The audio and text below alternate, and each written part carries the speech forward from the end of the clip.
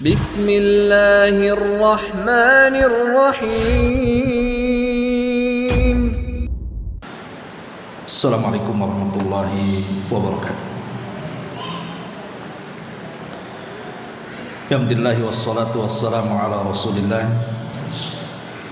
wa ala alihi wa sahbihi wa mawalah wa la hawla wa la quwwata illa billahi wa ba'du. Alhamdulillah, segala puja dan puji hanya milik Allah subhanahu wa ta'ala. Salat dan juga salam kita hadiahkan kepada Rasul kita Nabi besar Muhammad sallallahu alaihi wa ala alihi wasallam. Pembahasan di pagi hari ini kita akan membahas satu tema tentang keajaiban air hujan.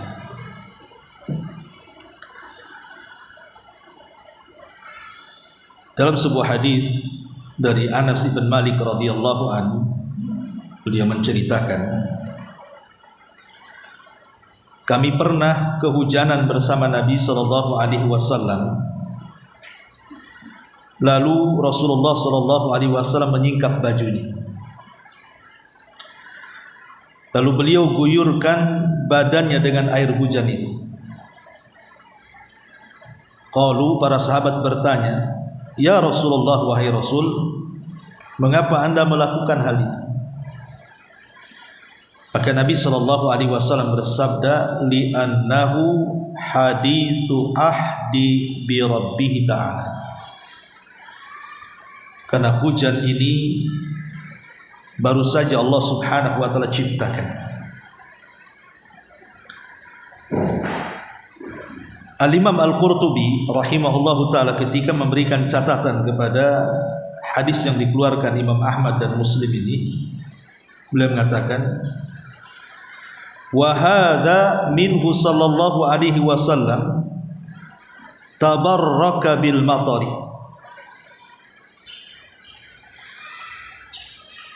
Dan ini maksudnya praktek Nabi sallallahu alaihi wasallam yang menyingkap sebagian anggota badannya kemudian mengguyurkan dengan air hujan itu adalah bentuk beliau tabarruk, mengalap berkah dengan hujan. Bahkan kata beliau, lebih daripada itu, bahwa air hujan itu bisa menjadikan sebagai obat. Alasannya, li'annallaha qad sammahu rahmah. Karena Allah subhanahu wa ta'ala menyebut hujan itu dengan rahmat. Wa mubarakan, penuh dengan berkah. Wa tahuran, air yang suci. Wa ja'alahu sababul hayati, dan Allah jadikan sebab kehidupan itu dengan air. Dari sini perkataan Al-Imam Al-Qurtubi rahimahullahu ta'ala, di antara fungsi air hujan itu adalah sebagai obat. Bahkan dikuatkan oleh Al-Imam Az-Zahabi rahimahullahu ta'ala ketika beliau menyebutkan dalam kitab Tibun Nabawi, air hujan itu baik untuk kebanyakan penyakit dan memiliki keberkahan. Kemudian sebagian ulama berdalil dengan surah Qaf ayat 9, wa nazzalna minas sama'i ma'an mubarakah, dan kami turunkan dari langit air yang penuh dengan keberkahan. Kemudian Imam Qurtubi juga mengatakan ketika memberikan catatan kepada surah Qaf ayat 9 ini, beliau mengatakan, wa ruwiya anna Auf ibn Malik al-Ashja'i marad. Diriwayatkan bahwa Auf ibn Malik radhiyallahu an rahimahullahu taala pernah terasa sakit.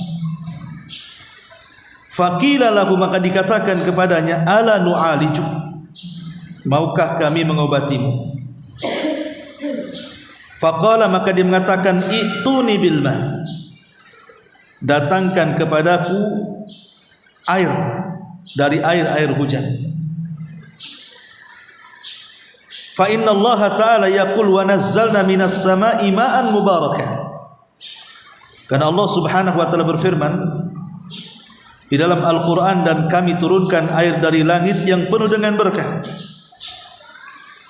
Thumma qala, kemudian dia berkata lagi, "Ituni bi aslin." Datangkan kepadaku madu. Fa inna Allah ta'ala yaqul fihi shifa'u linnas. Karena Allah berfirman bahwa madu itu terdapat penyembuh untuk manusia. Kemudian dia mengatakan lagi, "Wa'tuni bi zait." Datangkan kepadaku dengan minyak zaitun. Fa inna Allah ta'ala yaqul, karena Allah Subhanahu wa taala berfirman, "Syajaratun mubarakah." Bahwa pohon zaitun adalah pohon yang penuh berkah. Kemudian dia pun mencampurkan semua bentuk air ini, air hujan, kemudian madu dan juga minyak zaitun. Kemudian Auf ibn Malik al-Ashja'i rahimahullahu ta'ala meminumnya. Akhirnya Allah Subhanahu wa ta'ala sembuhkan penyakitnya. Taib, dari sini ma'asyiral muslimat yang dimuliakan Allah Azza wa Jalla, ada sebagian orang mereka berpemahaman bahwa air hujan itu sebagai penyembuh. Pertanyaannya, apakah memang air hujan itu sebagai penyembuh? Apalagi Nabi SAW apabila turun hujan, beliau sengaja membuka sebagian badannya kemudian disentuhkan ke air hujan tersebut. Dan ini berbeda dengan apa yang kita yakini.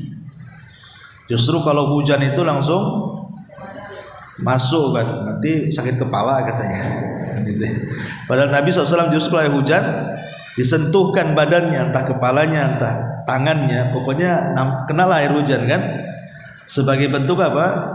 Mensyukuri rahmat Allah Subhanahu wa ta'ala. Memang menjadi polemik para ulama soal air hujan ini mengobati penyakit, khususnya penyakit sihir. Karena kalau para ulama membahas tentang fungsi air hujan itu, biasanya mereka membahas tentang sihir atau penyakit ain, atau yang bicara soal jin lah, bukan penyakit badan. Bahkan sampai sebagian ulama itu mengatakan kalau terkena sihir atau terkena ain, maka tampunglah air hujan, kemudian campur dengan madu, kemudian minyak zaitun, kemudian bacakan Quran, kemudian berdoa, dan mandilah sepertiga malam. Di sepertiga malam akhir setelah tahajud mandi dengan air itu. Ada sebagian ulama yang mengatakan seperti itu. Tapi pertanyaannya adalah, boleh enggak kita jadikan air hujan itu sebagai obat? Sering saya ulang-ulang, Bu. Dalam dunia pengobatan itu yang harus dipahami adalah 3 kaidah. Dalam dunia pengobatan apa saja harus dipahami dengan 3 kaidah. Yang pertama, bahwa ada obat-obat itu yang dijadikan obat berdasarkan nas, baik Al-Quran atau hadis-hadis Nabi SAW, bahwa itu bisa mengobati. Contoh umpamanya air Zam-Zam, kan jelas ya. Kemudian juga hijamah berbekam, habatus sauda, minyak zaitun, itu kan jelas ada nasnya bahwa obat-obat ini memang dijadikan obat berdasarkan nas, baik Al-Quran ataupun sunnah Nabi SAW. Lah yang seperti ini mubah, boleh kita berobat. Soal kemudian ada hasilnya atau tidak, itu terpulang kepada Allah. Karena tidak semua obat itu menyembuhkan. Kalau memang menyembuhkan, ya takdirnya sembuh kan. Tapi kalau tidak sembuh, ya mungkin Allah memberikan hikmah lain. Tapi kan kita ada upaya untuk penyembuhan namanya, mencari sebab ya. Ini yang pertama. Yang kedua, Ada obat itu tidak berdasarkan nas, memang tidak ada Qur'annya, tidak ada hadisnya, tetapi secara tajribah itu secara pengalaman, setelah banyak diuji dan dicoba, akhirnya bisa menyembuhkan. Seperti herbal, jamu-jamu, itu kan nggak ada hadisnya. Jamu pegelinu apa kan nggak ada hadisnya itu. Cuman berdasarkan penelitian bahwa kalau minum ini dan sudah banyak dibuktikan sembuh pula pegel-pegelnya kan, maka mubah boleh berobat dengan obat yang seperti ini. Dan yang ketiga, tidak ada nas Qur'annya, tidak ada nas hadisnya bahwa ini obat, juga tidak pernah dibuktikan bahwa ada yang sembuh dengan obat ini. Inilah yang dilarang, tidak boleh. Seperti yang dilakukan para dukun yang membuka praktek pengobatan. Kadang-kadang mereka melakukan praktek pengobatan kan aneh-aneh itu, yang mengandung kesyirikan kan, terkadang harus menyembelih dan begitu seterusnya. Lah ini 3 kaidah ini berlaku pada semua pengobatan. Nah sekarang kalau seandainya kita terapkan kepada permasalahan yang kita kaji ini, soal air hujan, apakah kemudian air hujan itu bisa dijadikan obat? Kalau secara zatnya tentu tidak. Zat air hujan itu bukan obat, karena memang tidak ada dalil yang mengatakan bahwa zat air hujan itu obat. Dan itu berdasarkan banyak fatwa para ulama.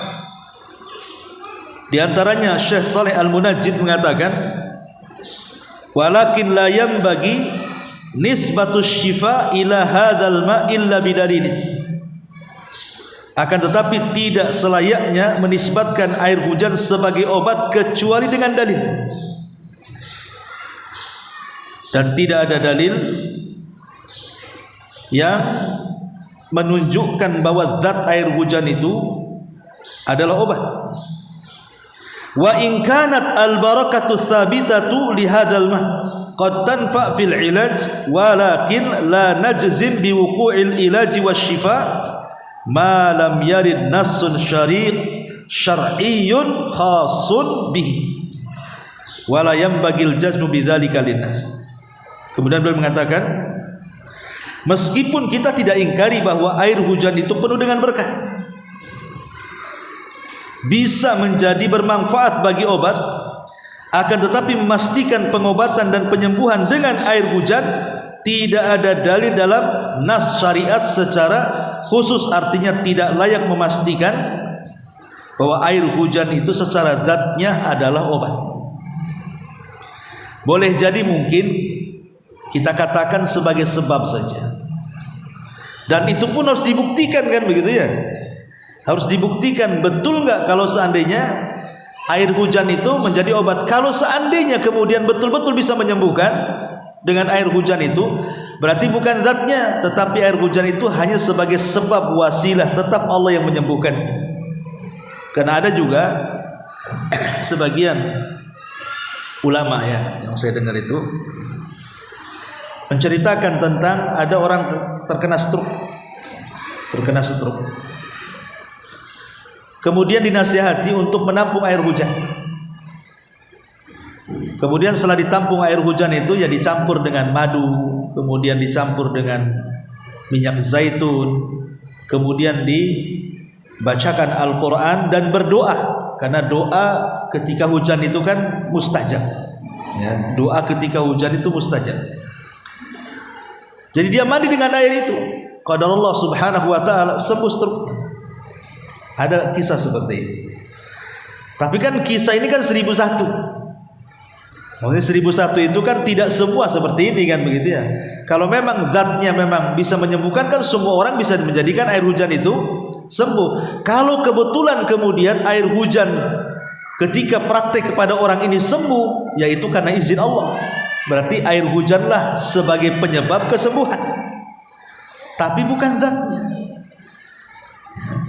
Ma'asyiral muslimat yang dimuliakan Allah Azza wa Jalla, intinya bahwa bicara soal air hujan ini kita tidak syak lagi bahwa Air hujan adalah air yang berkah.